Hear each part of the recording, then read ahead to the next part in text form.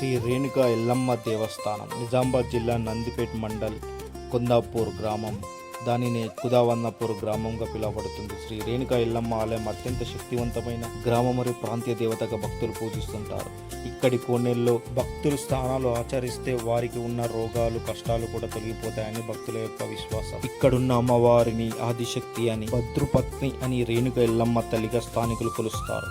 ఇక్కడికి వచ్చే భక్తులు తమ ఆరోగ్య సమస్యలు, భయాలు మరియు ఇబ్బందులు తొలగిపోవాలని అమ్మవారిని వేరుకుంటారు. మొక్కులు తీరిన తర్వాత అమ్మవారికి కోళ్ళు కానీ మేకలు కానీ అమ్మవారికి నైవేద్యంగా బలి ఇవ్వడం జరుగుతుంది. ఇక్కడికి ఇతర రాష్ట్రాల నుంచి కూడా భక్తులు రావడం, అమ్మవారికి మొక్కులు చెల్లించడం, అలాగే ఇక్కడికి ఎలా చేరుకోవాలి, అలాగే ఆలయం యొక్క చరిత్ర విశిష్టత గురించి, అలాగే కోనేరు యొక్క చరిత్ర గురించి మనము తెలుసుకోవాలంటే నా వీడియోని చివరి వరకు చూడండి. కంప్లీట్ ఇన్ఫర్మేషన్ అలాగే టెంపుల్ సంబంధించిన డీటెయిల్స్ కూడా ఎక్స్ప్లెయిన్ చేయడం జరుగుతుంది. నా వీడియో నచ్చితే చిన్న సబ్స్క్రైబ్ చేసి నాకు సపోర్ట్ చేస్తారనుకుంటున్నాను. నేను మీ ఇందుట్రాల ప్రదీప్ని మాట్లాడుతున్నాను. ముందుగా ఇక్కడికి చేరుకోవాలంటే నిజామాబాద్ డిస్ట్రిక్ట్ నుంచి మనకు నందిపేట్ మండలికి ఆర్టీసీ బస్సెస్ కూడా ఉంటాయి. దాదాపు 35 కిలోమీటర్ల దూరంలో ఉంటుంది. నందిపేట్ బస్ స్టాండ్ నుంచి మనకు రేణుకా ఎల్లమ్మ తల్లి దేవస్థానానికి వెళ్ళడానికి ఆటోస్ కూడా అందుబాటులో ఉంటాయి. ప్రతి ఒక్క పర్సన్కి వచ్చేసి మనకు 30 నుంచి 50 రూపాయలు ఛార్జ్ తీసుకోవడం జరుగుతుంది. అలాగే ఈ రూట్లో మనకు ఆర్టీసీ బస్సులు కూడా వెళ్తాయి, కానీ చాలా తక్కువగా వెళ్తాయి. అలాగే మెయిన్ రోడ్ నుంచి టెంపుల్కి వచ్చేసి మనకు దాదాపు 2 నుంచి 3 కిలోమీటర్ల దూరంలో ఉంటుంది. అలాగే స్టెప్స్ మార్గంగా కూడా మనము తొందరగా చేరుకోవాలి. ఇక్కడ అమ్మవారికి నైవేద్యం పెట్టి సంబంధించిన సామాన్లు ఏవైనా తీసుకోవాలంటే ఇక్కడ ఇలాంటి షాప్స్ ఉన్నాయి. నియరెస్ట్ వచ్చేసి మనకు నందిపేట్ మండలంలోనే మనకు అవన్నీ సామాన్లు తీసుకొని ఇక్కడికి వస్తే పెట్టారు. ఇక్కడ 1-2 షాప్స్ ఉంటాయి, అది కూడా మంగళవారం ఆదివారం మాత్రమే ఉంటాయి. ఇది ఒకటి మీరు గమనించగలరు.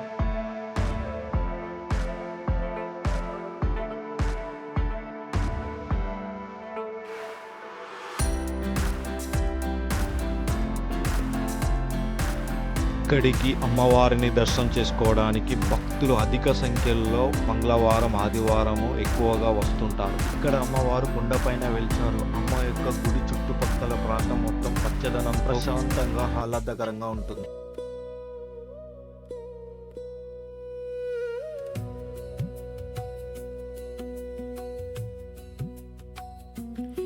ఈరోజు మనము దర్శనం చేసుకోబోతున్నది శ్రీ రేణుకా ఎల్లమ్మ తల్లి ఆలయం. రేణుకా ఎల్లమ్మ దేవిని దక్షిణ భారతదేశంలోని అనేక ప్రాంతాల్లో రేణుకా ఎల్లమ్మగా కొలుస్తారు భక్తులు. అలాగే ముఖ్యంగా తెలంగాణ, ఆంధ్రప్రదేశ్, కర్ణాటక, మహారాష్ట్ర ప్రాంతాల్లో రేణుకా ఎల్లమ్మకు దేవస్థానాలు కూడా ఉన్నాయి. అసలు రేణుకా ఎల్లమ్మ తల్లి ఎవరు? రేణుకాదేవి హిందూ పురాణ సంప్రదాయంలో జమదగ్ని మహర్షి భార్యగా, పరశురాముని తల్లిగా ప్రసిద్ధి చెందింది. అలాగే పురాణ కథనం ప్రకారం రేణుకాదేవి గొప్ప పతివ్రతగా, భక్తి శ్రద్ధలు కలిగిన మహిళగా చెప్పబడుతుంది. ఆమెకు జమదగ్ని మహర్షితో వివాహం జరిగి వారికి కుమారుడిగా పరశురాముడు జన్మించాడు.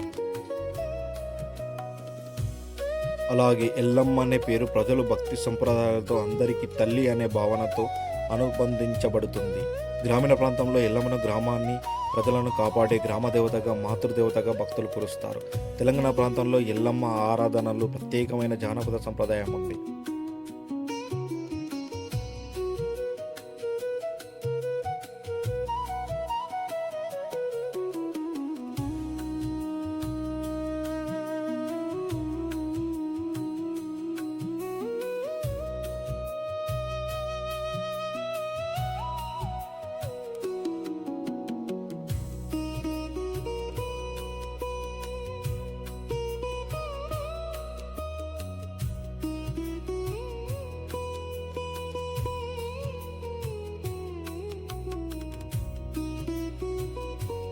అలాగే ఈ ఆలయం యొక్క చరిత్రలోకి వెళ్తే మనకు కృతయుగంలో రేణుకాదేవిని పరశురాముడు 3 భాగాలుగా చేసిన సమయంలో ఈ క్షేత్రంలో అమ్మవారి పాదాలు పడి పావనమైందని స్థల పురాణం చెబుతుంది. అలాగే త్రేతాయుగంలో సీత, రామ, లక్ష్మణులు వనవాసం చేస్తూ రాముడి కోదండం చేత పుష్కరిణి కోనేరు ఏర్పడిన కోదండాపురాన్ని ఇప్పుడు మనము కొందాపురంగా అని పిలుస్తున్నాము. ఈ కోనేటి నీటిలో భక్తులు స్నానం ఆచరించిన తర్వాత చర్మ వ్యాధులు కూడా తగ్గే క్షేత్రంగా కూడా పిలువబడుతుంది.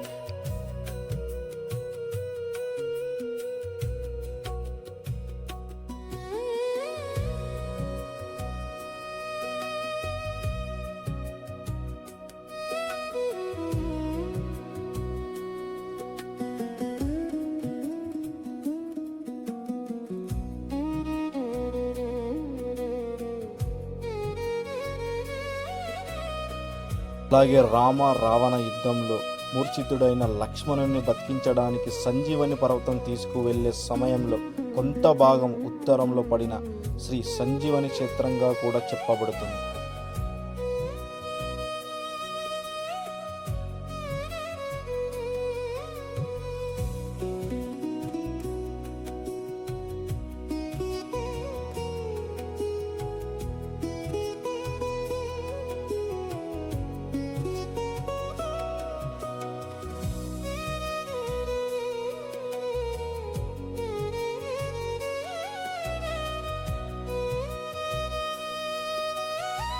అలాగే ఈ ఆలయానికి ముఖ్యంగా భక్తులు తమ యొక్క చర్మ వ్యాధులు కానీ ఆరోగ్య సమస్యలు ఉన్నా కానీ ఈ కోనేరులో స్నానం చేయడానికి ముఖ్యంగా వస్తుంటారు.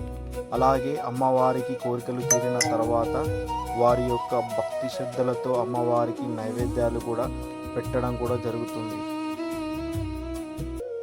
ముందుగా మనము అమ్మవారికి మొక్కిన మొక్కులను ఎలా తీర్చుకోవాలనేది ముందుగా మనము రేణుకా ఎల్లమ్మకి చేరుకున్న తర్వాత మనం కోనేరులో స్నానం చేసిన తర్వాత ఇక్కడ వంట చేసుకొని అమ్మవారికి సమర్పించే నైవేద్యానికి సంబంధించిన అమ్మవారికి ఇష్టమైనటువంటి ఆకుకూర కొయ్యగూరగా పిలువబడుతుంది. మీ ప్రాంతంలో ఎలా పిలుస్తారో అలాగే అట్టి చేపలు ఎండిన తర్వాత ఉండే దాన్ని మనం కూడా కూరగా వండుకొని అమ్మవారికి నైవేద్యంగా పెడితే బాగుంటుంది. అలాగే పరవన్నం, పెరుగుతో కూడిన అన్నం, అలాగే అమ్మవారికి మీ కోరిన కోరికలు నెరవేరిన తర్వాత అమ్మవారికి సమర్పించే కోడి కానీ మేక కానీ మేకపోతు కానీ అమ్మవారికి నైవేద్యంగా సమర్పిస్తారు, గుడి ముందు బలిస్తారు.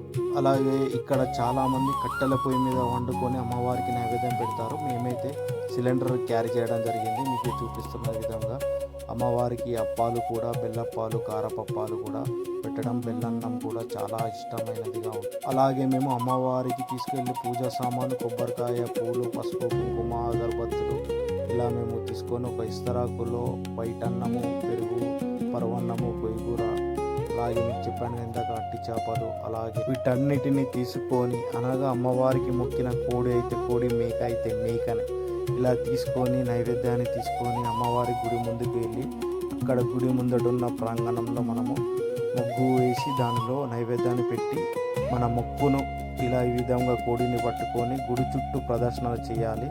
ఆల్రెడీ ఆమె మన ముంగట కూడా ఉంటుంది. సో ఆమె కూడా మన ఛార్జ్ ఒక 20 రూపీస్ నుంచి అట్లా తీసుకుంటుంది. సో అట్లా చప్పుడుతో అమ్మవారికి తెలిసే విధముగా మనం కోరిన మొక్కును తీర్చిన దేవతకు సమర్పించే విధముగా మనము ఇలా ఒక రౌండ్ తిరిగి అమ్మవారికి ఆ నైవేద్యాన్ని సమర్పించి కొబ్బరికాయ కొట్టి కోడిని జర్త పట్టడం జరుగుతుంది.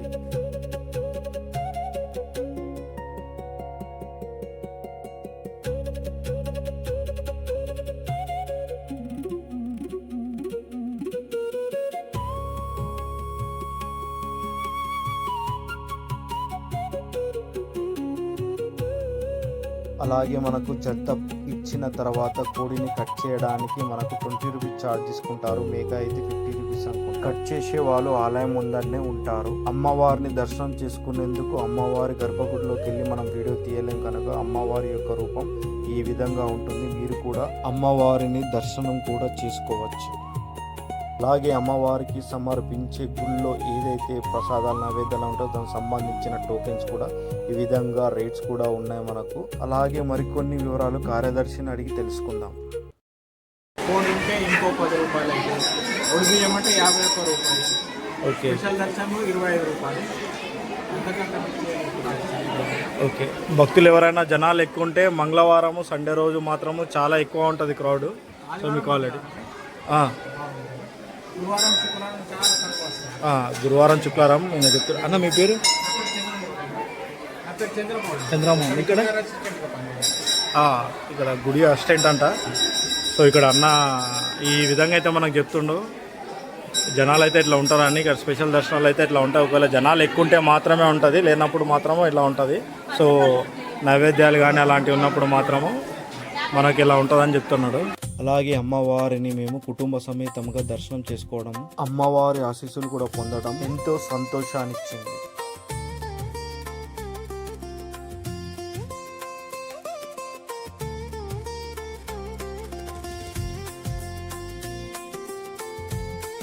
అలాగే మీలో ఎంతమంది రేణుకా ఎల్లమ్మ కొందాపురంకి వెళ్ళి దర్శనం చేసుకున్నారో కింద కమెంట్ రూపంలో చెప్పండి. అలాగే గుడి యొక్క ప్రాంగణంలో చుట్టుపక్కల ఉన్న ప్రదేశాలను కూడా కవర్ చేయడము, అలాగే ఎలా ఉంది ప్రదేశము, ప్రకృతితో ఎంతో ఆహ్లాదకరంగా కూడా ఉంది. మనకు ఎంత గ్రీనర్ కనబడుతుందో చూపిస్తున్నాను చుట్టుపక్కల. ఇక్కడ చాలామంది మనకు ఇక్కడికి వచ్చేసి మంగళవారం ఆదివారం చాలామంది వంటలు చేసుకొని ఇక్కడనే కుటుంబ సమేతముగా ఒక దేవస్థానంలో అమ్మవారికి నైవేద్యం పెట్టిన ప్రసాదాన్ని స్వీకరించి ఇక్కడి నుంచి వెళ్ళడం కూడా జరుగుతుంది. ఇక్కడికి వచ్చే భక్తులు అమ్మవారిని దర్శనం చేసుకొని అమ్మవారు తీర్చిన కోరికలను నైవేద్య రూపంలో సమర్పించి ఇక్కడి నుంచి తిరిగి వెళ్తారు. ఇక్కడికి మంగళవారం ఆదివారం ఉదయం పూటనే వస్తేనే మనకు ఇలా గుడి పక్కన ప్రాంగణంలోనే మనకు ప్లేసెస్ కూడా వంట చేసుకోవడానికి దొరుకుతుంది. లేట్ కాకుండా తొందరగా వస్తే బెటర్ అని నా యొక్క ఆలోచన. అలాగే గుడి ప్రాంగణంలో జర్త పట్టిన మనకు ఏదైతే జంతువులు కోడి కానీ మేక కానీ ఉంటాయో దాన్ని పుతం చేయడానికి దగ్గరలోనే మనకు షాప్స్ కూడా ఉంటాయి. సో వాళ్ళు ఉన్న రీజనబుల్ రేట్ని బట్టి మొత్తం చేసుకొని ఇవ్వడానికి మనకు 50 నుంచి 60 రూపీస్ చార్జ్ తీసుకుంటారు. కోడికి అయితే 50 రూపీస్ తీసుకుంటారు. బట్ మేకకైతే నాకు అంత ఐడియా లేదు. మనం అయితే కోడిని తీసుకుపోయినాం కాబట్టి మనం అది చెప్పగలుగుతున్నాము. టెంపుల్కి ముందరనే పోతులింగయ్య అనే గుడి కూడా ఉంటుంది చిన్నగా. ఇదే మనము పోతులింగయ్య టెంపుల్ అని అంటాము.